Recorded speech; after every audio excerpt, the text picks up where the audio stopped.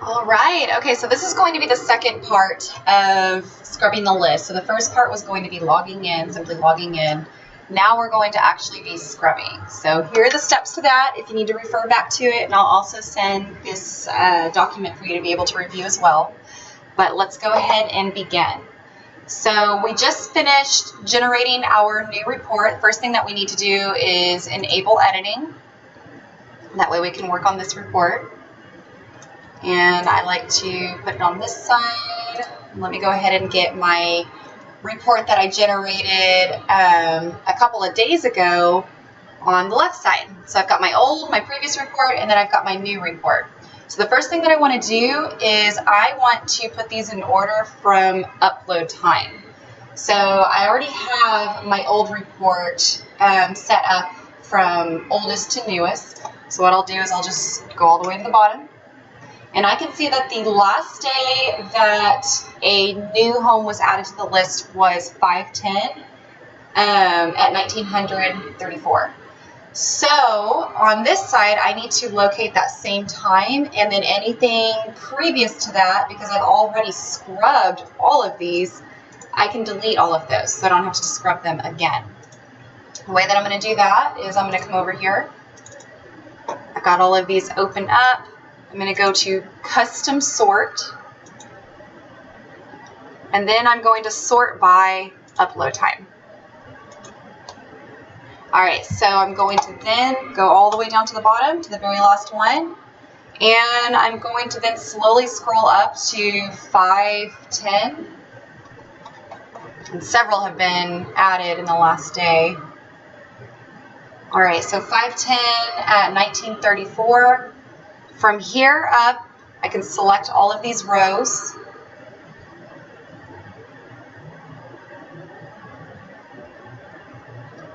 And then I'm going to select all except for the very top one with the titles, because I do need that. But all of these, I'm going to right click and I'm going to hit delete. Okay, so now I have only the properties that have not been scrubbed yet. These are all the ones that were just recently added to the list. All right, so my next step is going to be sorting these. So I'm going to go ahead, we don't really need this at the moment, so I'm going to blow this one up.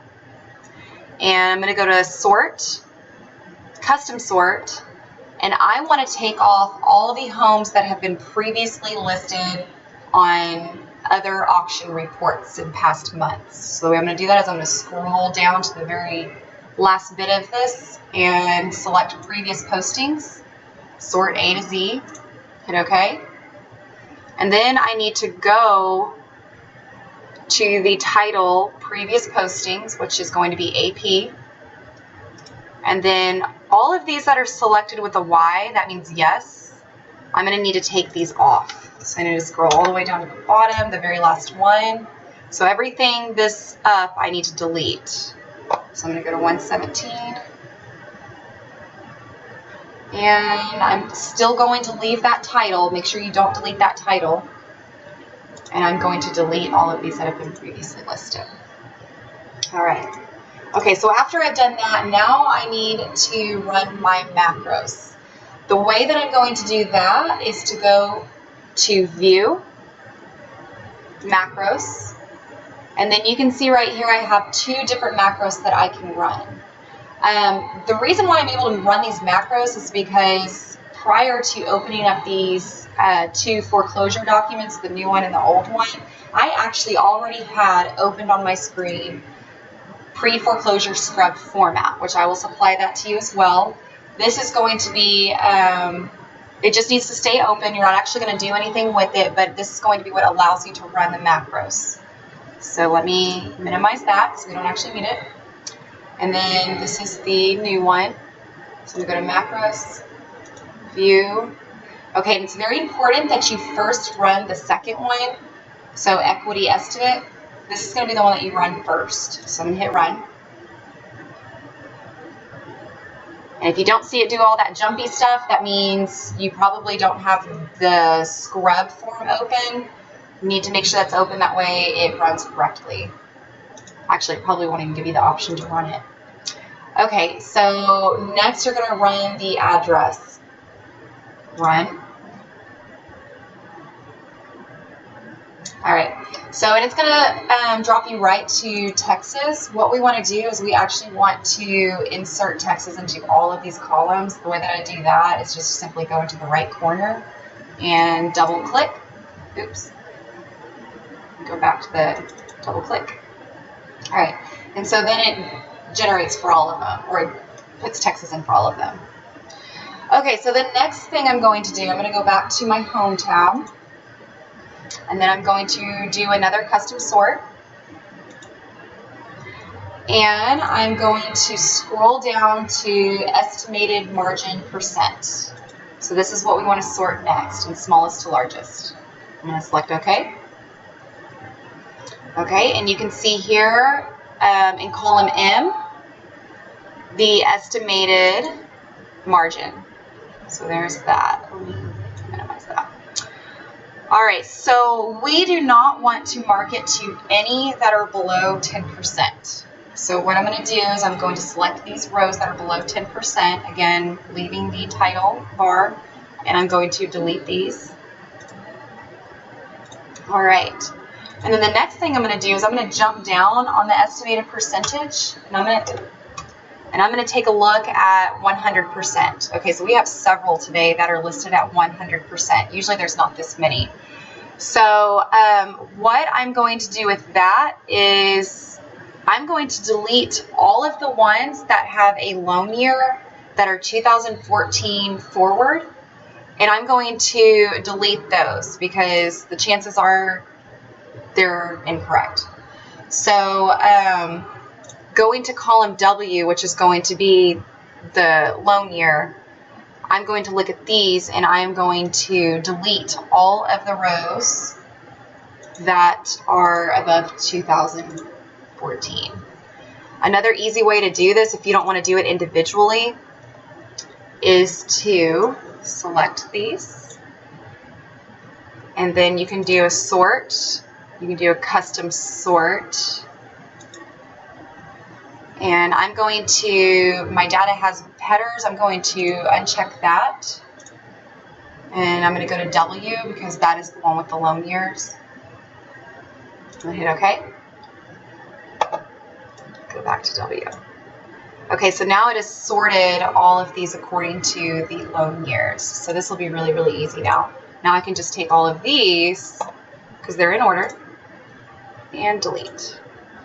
Okay, and then you can see here there's a 0 year. That means these weren't properly input. Same thing with 201, that's not a year. So for these, we need to just go ahead and delete those because they're not put in correctly. So I'm going to delete those. All right. Okay, so now we've got that taken care of. The next thing that I want to do is do another custom sort. Okay, and I want to, let me go ahead and, my data has headers. I want that to be recognized again. Now I want to sort by comment. All right, and now I'm going to scroll over until I see the title comment. Where is that at? Here it is right here. So that's going to be AB, column AB. And I'm going to look for ones that begin with loan mod or loan modified. So here we go. For today, there's only one loan modification. Sometimes there's 2, sometimes there's 3, sometimes there's 10. So today we just have 1, but I'm only concerned with loan mod. So what I'm going to do is I'm going to right click and copy that information. And then I'm going to scroll over to column I. And with the corresponding row, so I know it's 6 because that's the one that's lit up. I'm going to go to 6, and I'm going to paste that content in. Okay, after I have that content pasted in, I'm going to double click so I can open that field. And I'm going to delete everything with the exception of the number, the actual amount. That's the only thing that I'm concerned with the loan modification. If you don't do that, then it won't enter in data correctly. So you can see everything's blank right here. Now you can see their values. Okay, so it's a really good thing that we checked on this one because as you can see, the estimated margin percent right here is negative 44%. So this is clearly not a good deal, or there's something wrong with it.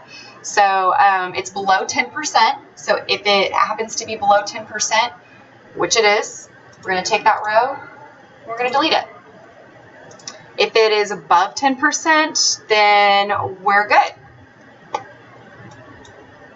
Okay, so that is going to be ultimately what you need to do. The only thing you need to do from here is to now check the city names to make sure that there's nothing that says unlocated.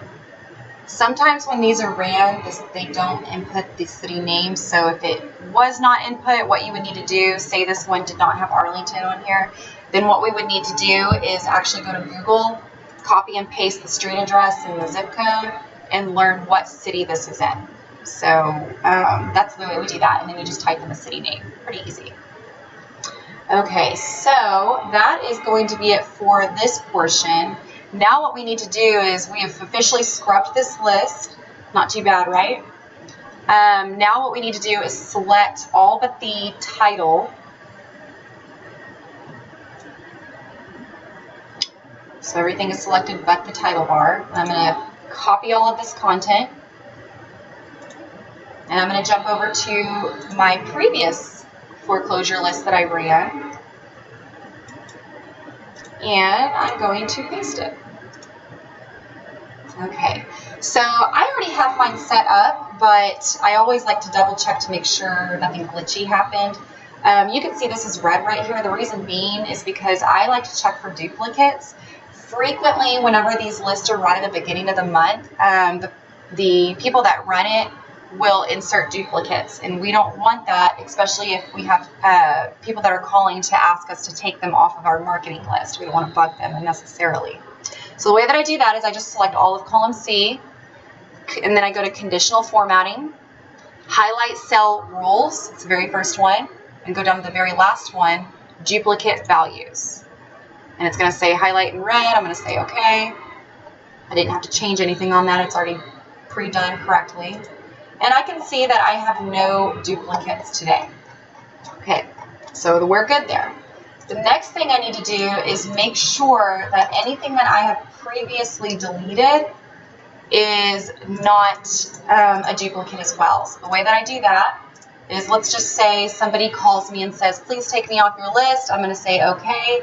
I'll select the row. I'll hit cut, and then I'll paste it in.